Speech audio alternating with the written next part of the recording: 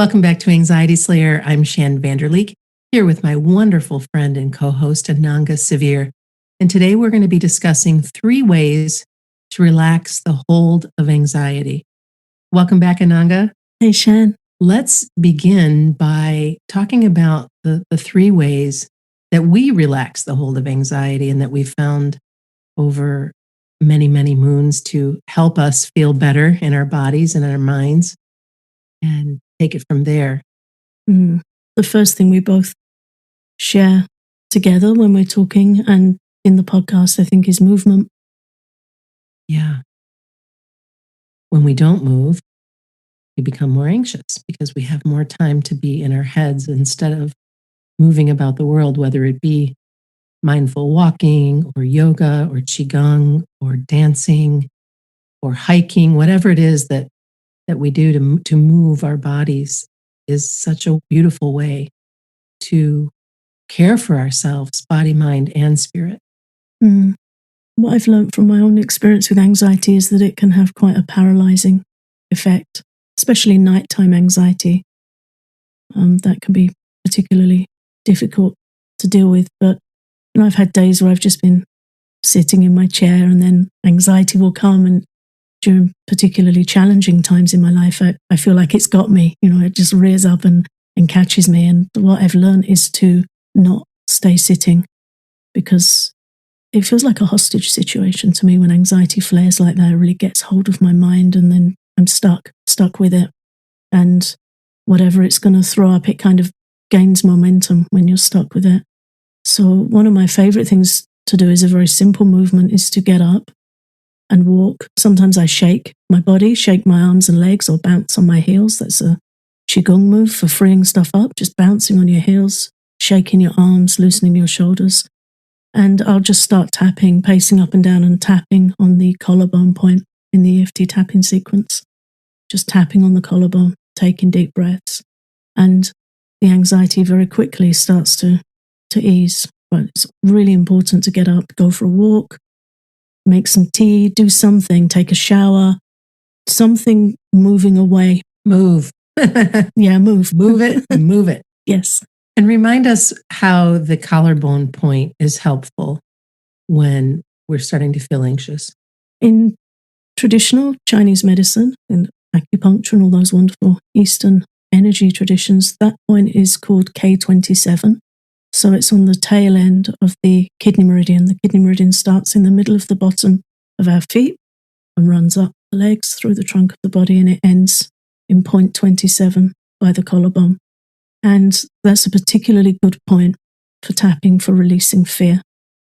The kidneys are related to fear and anxiety, so tapping that point, it's not just a decoy or something to do, a diversion. It's not random. There's a science behind it. And tapping that point releases fear, reduces fear, and it really works. If it's not working and you try it, just do it for longer. Just keep tapping. You might need to do it for 2 or 3 minutes if the anxiety is really high, but it will go down. And you can find the point on our website. There's a diagram of the points, anxietyslayer.com/EFT. And I've found that when I'm tapping, sometimes I need to tap a little bit more firmly than other times. And so that's something to share as well, is sometimes it's just a matter of making your tap just a little bit firmer, a little bit stronger than it might normally be. Mm-hmm. The other thing that I notice a lot is if I'm starting to feel overwhelmed, is if I just distract myself enough to do, now this time of year, it would be going out to the garden and making sure that my plants have everything they need. Did I give them enough water? If the heat is really, really high, do they need another drink? The stuff that are in a pot or whatever, do I need to put a load of laundry in? Do I need to assess something? And because I work out of my home, I can do that. And if I'm working, that tends to take care of it itself because I'm have my mind focused on getting work done. But when I'm not, if something comes up, I've just noticed it's been really helpful, or even to prepare something, ahead of time, that maybe for dinner, like chopping vegetables or just something that I can do and then put aside. And generally, by the time I'm done with whatever that task is, I feel much better. Yeah, I feel exactly the same. Last weekend, I was mowing the lawn. I find that always makes me feel really good. Well, you're smelling the grass clipping, it smells so good. Being grounded by being outside, and those things are just incredibly important. And I think it's just one of those things we need to bring forward, that this isn't a marathon. This isn't having to run to a class or having to do the other things that I brought up in the beginning about, Qigong and yoga, those things you can do on your own at your own pace. I go in and out of my yoga practice. This morning, I was available to do yoga for about 15 minutes. And it was wonderful. And it was mostly just shavasana and stretching and some of the real basic root chakra postures. But that's what I knew that I needed. And then if tomorrow might look different. Tomorrow might look like Qigong. Tomorrow might look like mindful walking. And I think that having choice is really helpful for movement as well. It doesn't always have to be the same thing, and it doesn't always have to be rigorous or planned.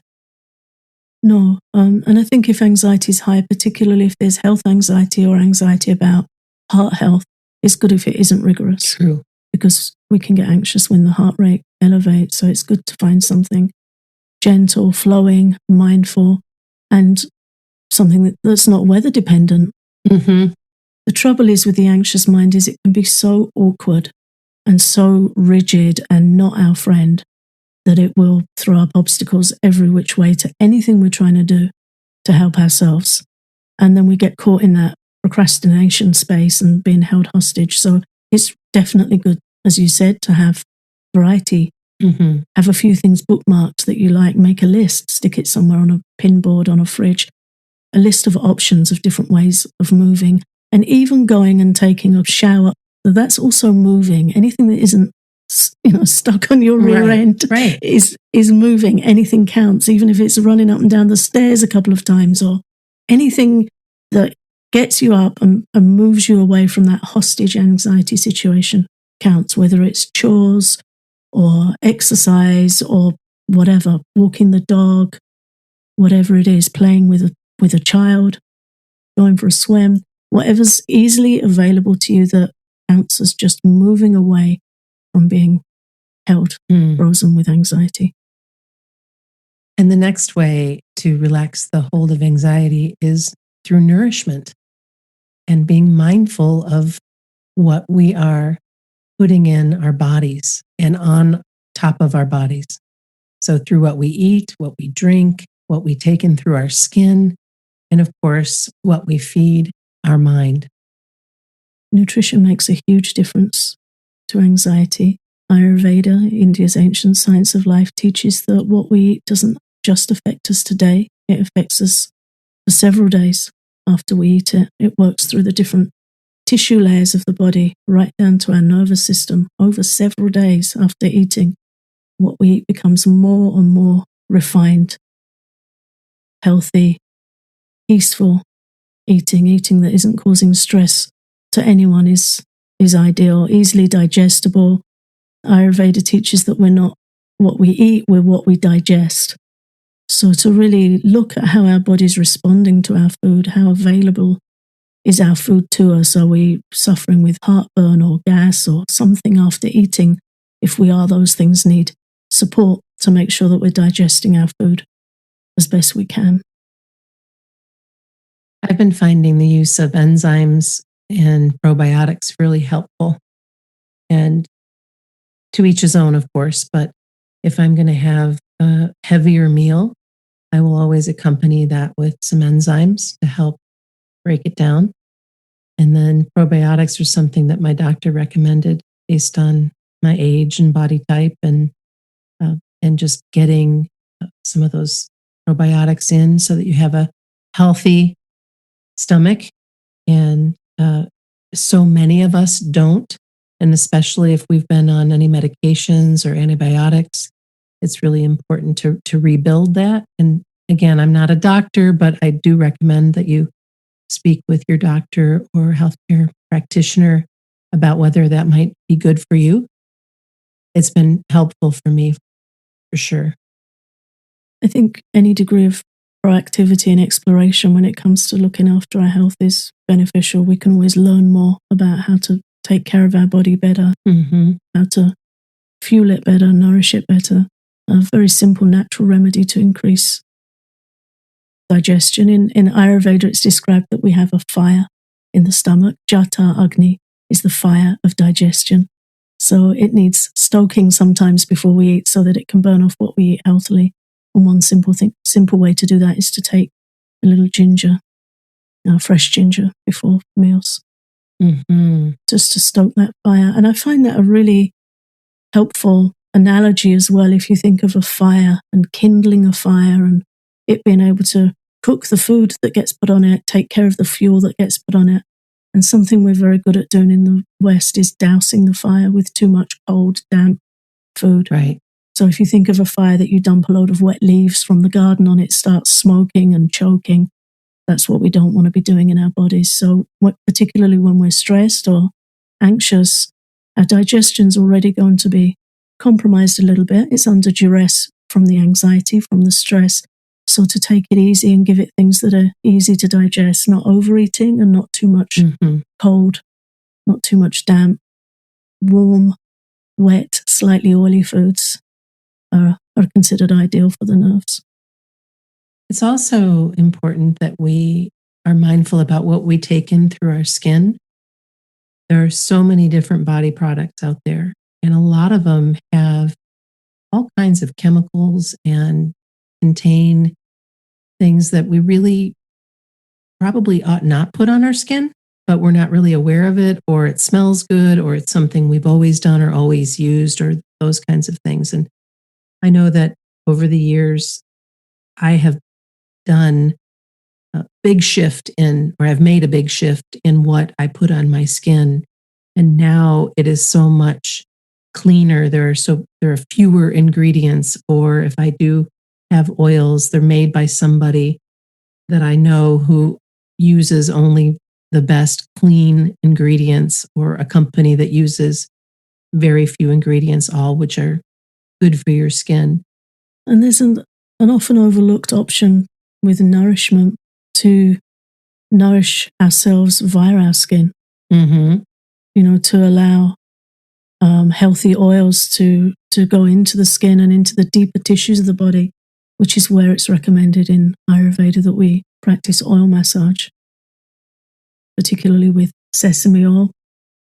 Warm sesame oil is really good for anxiety, for the nervous system, and touch is really important for anxiety and for the nervous system. So you're combining those two elements together. So to massage the body with sesame oil is considered nourishing. You're actually bringing something into the body. Absolutely. Yeah, bringing something in that the body really needs and benefits from, something that nourishes the nervous system. So it's a really good practice. And I like coconut oil for cooling. And usually we'll use coconut oil this time of year. And again, that's just my way. It doesn't mean it's the right way. It's just what I've found is helpful for me. Well, it's seasonally right for your body type, certainly, yeah. Yeah. And then, of course, we have to remember that we're also feeding our mind every day. And what we feed our mind will either bring up anxiety or will help us remain calm and relaxed and in a peaceful state. And that is something that you will hear Ananga and I talk about over and over and over again. Because it's so incredibly important that we're mindful of what we bring into our minds. Yeah, we have unlimited opportunity these days to deliver junk food to our minds and to bring ourselves mental heartburn, distress, mental indigestion. And a lot of anxiety comes from overwhelm and mental indigestion and just too much incoming, too much overstimulation. And if that gets really too much, we can start to feel quite low. So we have to be careful to protect our mind and to not fill it with junk. It's just all too easy for it to get in these days. So we have to practice being guarded and taking care, protecting our mind, having boundaries for our mind. And we all have different natures in what helps us and what we feel is nutritious to our mind. I personally find it extremely helpful to study. I like to study psychological literature, Ayurvedic information, and spiritual information. The more I do it, the better my mind feels, because it's got good stuff to chew over, good stuff to digest, good nutrition. It brings good thoughts in the mind rather than leaving the mind idle with its own propaganda. Yeah, and education is mental nutrition. And it nourishes our mind and strengthens our intelligence, which then can direct the anxious mind to a much better place and better choices. Yeah. Ayurveda has a view of the intelligence is that it should be like a good mother. And the mind is like a restless child. So when we strengthen our intelligence, and we can all do it, is there for us to do, then we can start shepherding our mind and directing our mind kindly with self-compassion, but bringing it to a better place. When the mind is in control, it's like a toddler driving a car. And it might look cute for 5 minutes, then it becomes very dangerous. No doubt. and terrifying. So, we don't want that monkey mind ruling the show. So we need to strengthen our intelligence, and then our intelligence can make good choices and take care of our mind. And there's a hierarchy in the Vedas, in Vedic wisdom, in Ayurveda, of how things go. We've got the mind, and then above the mind is the intelligence, and beyond the intelligence is the soul. So when we study spiritual literature, we're speaking to our soul, and we're going at that higher level, which is beyond the mind. And then we start to experience real peace, spiritual groundedness and peace.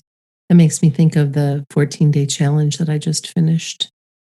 I walked the shores of Lake Michigan in one location or another for 14 days straight without any distractions, just me and the water and the woods and the wildlife and the sand, and just really doing my part to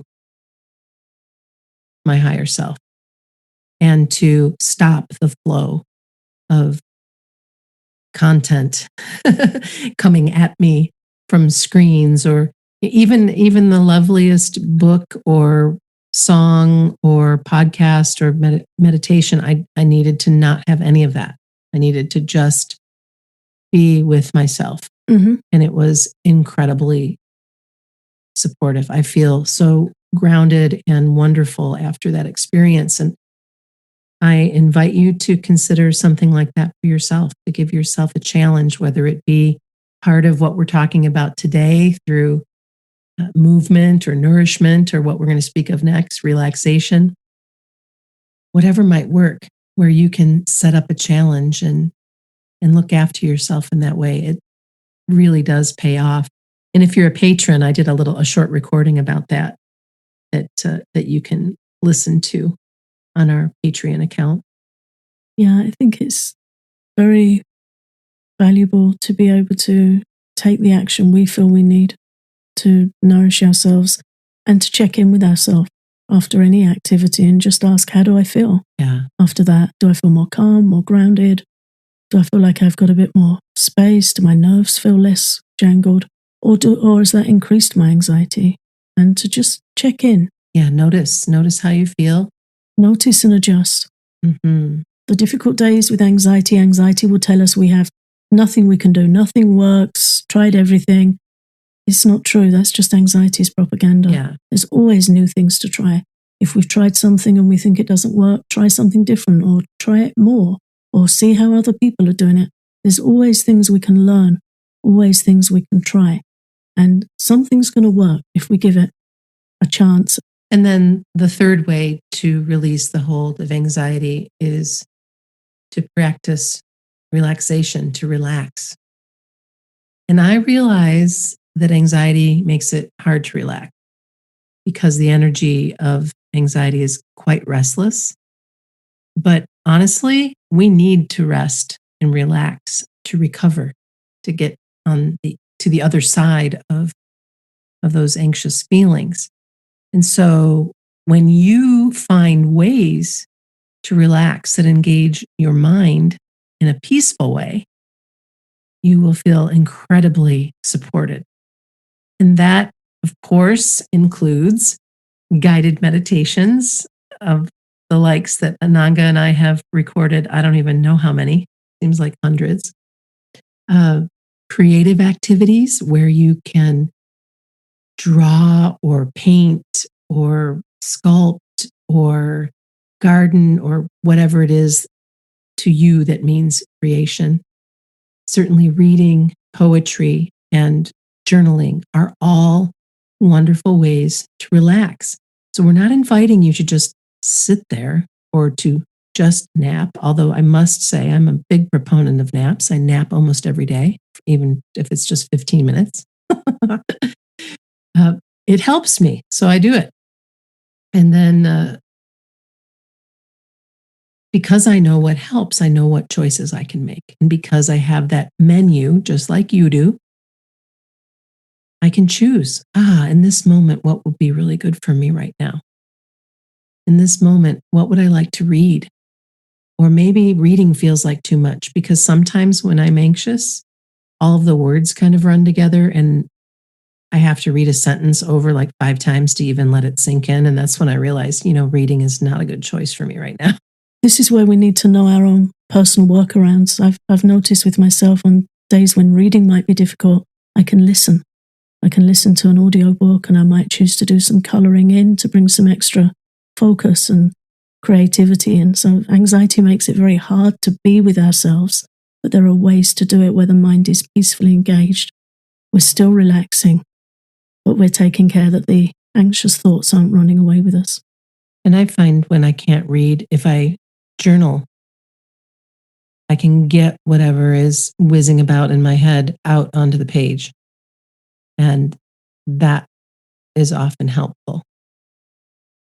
Yeah, I journal most days. And I also have an app I use for journaling, which will present my journals on this day, last year, last 5 years. I've been doing it for years. Sometimes I'll get something will come up from 7 or 8 years ago. And I find that really helpful. There'll be pictures, prayers, realizations, how I've coped with difficult days. It helps me to be kinder to myself, to see. What app is that? It's called Day One. Cool. It's kind of like Facebook when the memories come up and you see different pictures or different posts or whatever. That's what it reminds me of when you say that. Yeah, it is. It's like that. And it'll say, on this day you have 3 memories or 4 memories, depending on how many years, how frequently you're posting. But it helps me with self-compassion, because sometimes I'll look back on a difficult time and I might be a little hard on myself. But when that app pings up what I was doing at the time to try and cope, I realize, I was actually having a really good go at self-care and compassion and working with that. So it helps me learn lessons. It helps me see patterns. It helps me see how I've coped with things before. It's good. It's explorative. Another way I love to journal is nature journaling, just to write about beautiful birds or plants or experiences I've had in nature, things I've noticed in nature, just for that mindful presence. Yeah, I like to do that with my camera and capturing what I'm seeing when I'm out and about. And even on this 14-day challenge, I always made sure to take some pictures while I was doing it. But that wasn't the main focus of the time. I would get those done and then put the phone away. But to be able to write about the experience and have the memory of standing underneath the giant willow tree or communing with butterflies that are flitting about or whatever it might be, to bring that beauty in and to journal it in my way, not through writing, but maybe a few words, but with those pictures. And I know you like to capture and journal with pictures as well. And so you can see how these things that might not initially make you feel like that's not really relaxing or relaxation, but it is.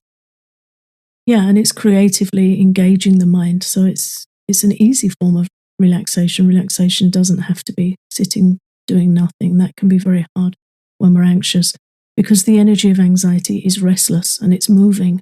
So we can't artificially suppress that. We need to harness it and engage it. So it's like occupational therapy. And it's whatever appeals to you. Sometimes I enjoy copying out prayers or poems, just having a pen in my hand and hearing it scratch on the paper to me can feel really mindful and good.